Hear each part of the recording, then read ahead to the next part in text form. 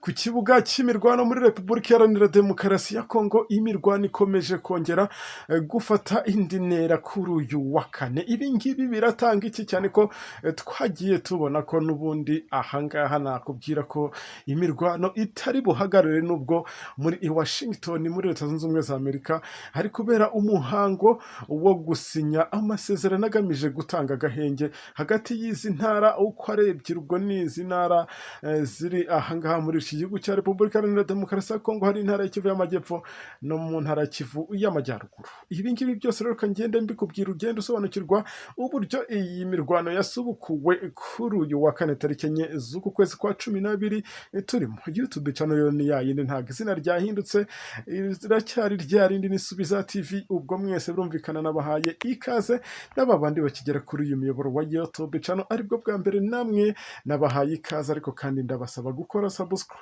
cyangwa sabone kugira ngo mujye murushaho kugenda mumenya ibyabereye kuri iki kibuga cy'imirwano, by'umwihariko mu burasirazuba bw'iki gihugu ahumvikana imirwano amanywa na nijoro. Ngira ngo iyi mirwano karaha butaka noneho uri kumvikana ahangaha byagiye binagaragara ko uyu mutwe wa 2-3 cyangwa se izi ntare za Sarambwe ziri kwifashisha ibifaru biremereye. Ibi ngibi impamvu mbikubwiye cyangwa mbigarutseho nuko hari umwe mu baturage batuye aha hari kubera imirwano wagiye atanga ubuhamya ubwo yiboneraga ibi ngibi byose. Reka ngende nkubwira ijambo kurindi, turaza kugerana ku musozo w'iyi nkuru wasobanukiwe neza ibyiriwe ku rugamba muri aya masaha, by'umwihariko kuri uyu wa kane. Ibi ngibi byose rero bikaba biri gutuma bamwe mu baturage begereye aha kuri uyu mupaka wa Kamanyora bari guhita bambuka bitewe n'urusaku rw'ibiturika bari kumva ahangaha, aho bari kujya gushakira ubuhungiro mu gihugu cy'u Rwanda. Ni mu gihe twagiye tunabona zimwe mu ngabo z'abarundi zaje gukubitwa inshuro n'uyu mutwe wa 2-3, aho zimwe zabangiye amakuru ingata, cyangwa se kumwe bavuga ngo yahise yabangira ingata. Ubwo ndi kukubwira ko hari abarundi, ubwo ndi kuvuga abasoda b'abarundi bagiye bahungira muri Uvira, abandi bakambuka umupaka berekeza mu Burundi. Iyi nkuru reka mite nyitangira neza, ongera volume hataza kugira ijambo na rimwe iri gucika, nkwibutsa ko ahangaha hariho kuri amakuru yizewe, amakuru udashobora gusanga ahandi.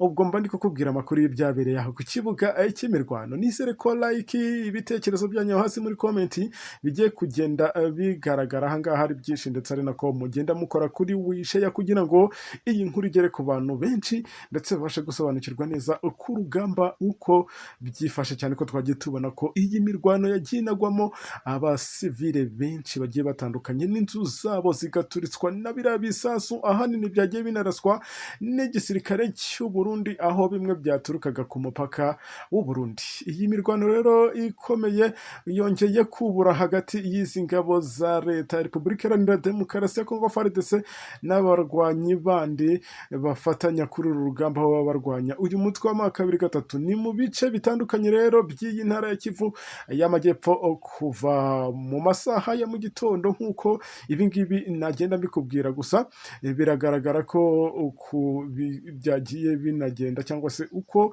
iyi mirwano yongeye kubura kuri uyu wa kane tariki 4 Ukuboza 2025. Kugira ngo ubyumve neza rero, kereka nkubwiye inkuru mpereye ku wa mbere, cyane ko twagiye tunabibona ko ingabo za FARDC ngo zari zifite gahunda yo kuba zatera uyu mutwe wa 2-3 cyangwa se izi ntare za Sarambwe zisanzwe zigenzura aka gace ka Katogota. Ngira ngo agiye kuba 10 aka gace n'ubundi kari mu maboko y'uyu mutwe wa 2-3. Nibwo rero ingabo za FARDC n'abandi bafatanya ku rugamba, ubwo harimo abawazarendo M23 ari nayo bakomeje guhangana. Ubwo navuga wazarendo FDLR, ingabo z'abarundi, abacancuro ndetse n'abamayimayi. Ahangaha bigaragara ko abangaba ari bari guhangana n'uyu mutwe wa 2-3 aha muri aka gace, aho byari byagiye bigaragara ko aba basirikare bari bateguye urugamba rwo gutera ibirindiro by'uyu mutwe wa 2-3, ariko ibyo babakoreye ndagira ngo genda unyumva neza ibyo ngiye kugenda nkubwira ijambo kurindi,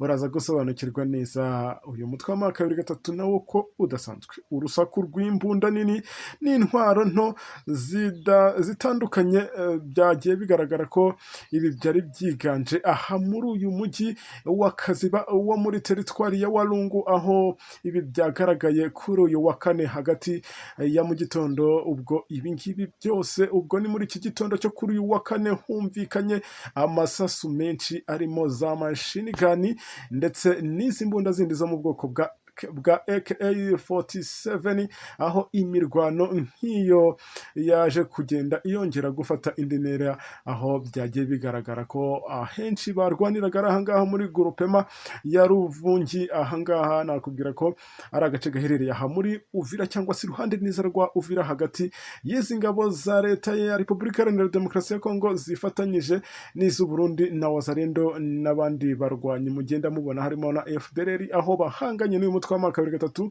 mu rukerera rwo kuwa kabiri. Rero nabwo byongeye kugaragara ko aba bagabo, ubwo ndagira ngo ngende nkubwiriye inkuru neza tape pari tape ubashe gusobanukirwa neza uru rugamba uburyo ruteye. Mu rukerera rwo kuwa kabiri tariki 2 ubwo ni ukuboza intambara yatangiriye mu bice bya Katogota Ruberika, ahangaha ni muri Ruvungi n'ubundi naha nakubwira ko ari ka gace n'ubundi kagiherereye ahangaha muri Uvira. Aha ni nabwo byagiye bigaragara ko muri Kaziba aha hegereye neza muri Walungu, aho bimwe mu byagiye bitangazwa n'uyu muturage wo muri Kamanyora, aho yagiye ashimangira ko mbere y'uko ibi ngibi byose biba ibi bitero yagiye yibonera abasirikare benshi cyane ba kabiri gatatu bafite ibifaru karundura n'intwaro ziremereye cyane. Ibi kandi bigakomeza bigenda bivuga ko ababerekezaga burinzi. Ahangaha amakuru yizewe atugeraho nuko avuga ko uyu mutwe wa kabiri gatatu wamenye neza ko ingabo za FARDC n'iz'u Burundi n'iza Wazalendo zari ziri gutegura ibitero eshuma cyangwa se aho biteguraga kubagabaho ibitero bikomeye muri Kamanyora, bituma uyu mutwe wa kabiri gatatu uhita ufata icyemezo gikomeye cyo kubabanziriza cyangwa se cyo kubatangirira kurasa umwe mu bari aho hafi y'urugamba, cyangwa se babandi navuga ngo babegereye neza. Ubu buyobozi bwa kabiri gatatu yemeje ko ibisasu byumvikanye mu gitondo cyo kuwa kabiri ukuboza byaturukaga mu barwanyi bayo, nk'uko ibi ngibi byagiye binagaragara ku rugamba. Ibi bikaba rero byarahungabanyije cyane bimwe mu mikorere y'aba bagabo, navuga ngo n'izi ngabo z'abarundi ndetse n'abangaba navuga ngo ni ingabo za leta, ubwo ni FARDC. Birumvikana byatumye rero banikangamo, ari nabwo ku munsi wa mbere w'imirwano FARDC n'ingabo z'u Burundi bahise bifashisha ibisasu. Ibi bisasu biba byaraturukaga ku mupaka w'u Burundi, ari nako bohereza muri Kamanyora. Ahangaha nakubwira ko ahamaze amezi agera ku 10 yose hagenzurwa n'uyu mutwe wa kabiri gatatu. Ibyo bisasu rero byasenye amazu menshi ndetse n'ibikorwa remezo, binahitana abaturage 3, abandi barakomereka no mu gace ka Kaziba. Ibisasu byarashwe byangije amazu y'abaturage, nk'uko iyi radiyo Medore, iyi ni radiyo ivugira ahangaha i Bukavu, bitangaje ko abarenga 20 bapfuye, barimo umuyobozi wa grupama ya Muhumba. Ahangaha nagiye nkubwira ko atari gusa wanapfuye, yanapfanye n'abandi bagera kuri 4 ku munsi.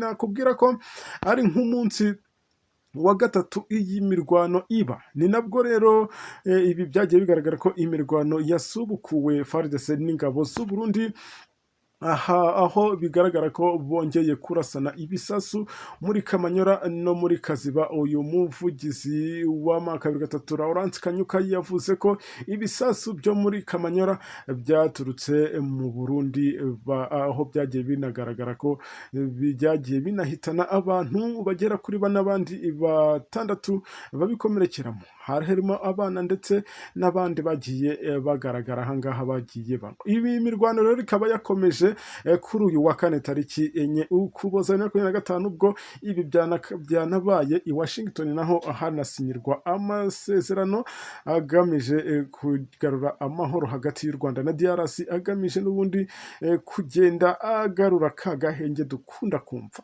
Ibi kandi bikaba bigaragaza ko ari ukugira ngo ahangaha hagati y'ibi bihugu byose buhuriye aha mu karere byongere kubona amahoro, by'umwihariko ahangaha mu ntara ya Kivu y'Amajyepfo no mu ntara ya Kivu y'Amajyaruguru, ndetse no gushyira imbere ibiganiro bya politike n'inzira yonyine igana ku mahoro arambye. Ariko ibi ntibyabujije n'ubundi gukozanyaho kw'izi ngabo zose nk'uko ndi kugenda nkukubwira uyu munsi aya masaha. Ngira ngo tugeze ku masaha y'igicamunsi hariya muri Washington cyangwa muri Leta Zunze Ubumwe za Amerika hagiye kubera uyu muhango.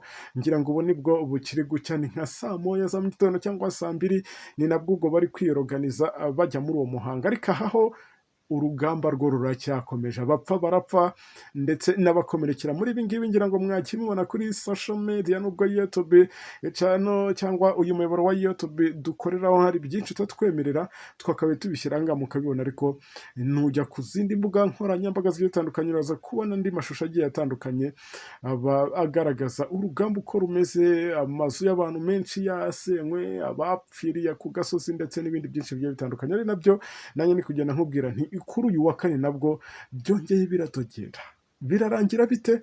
Aha nanjye ndahari ku bwanyu kugira ngo ngende ndushaho kugenda mbabwira uko ku rugamba bimeze. Mwe muze kunkundira, mukomeze mu ntega amatwi, nanjye sindi bubatenguhe, ndaza gukomeza kuba hafi y'urugamba, ngende mbaha update zibiri kugenda bigaragara. Gusa icyo nakubwira nuko abarenga hafi 200 bamaje kwinjira mu gihugu cy'u Rwanda baka ubuhungiro bahunga iyi mirwano iri kubera ahangaha muri iki gihugu, by'umwihariko mu ntara ya Kivu y'Amajyepfo. Ndabashimiye mwakoze kuntega amatwi, dusubire amakuru yacu ari imbere kandi Imana ibahe umugisha. Asante sana.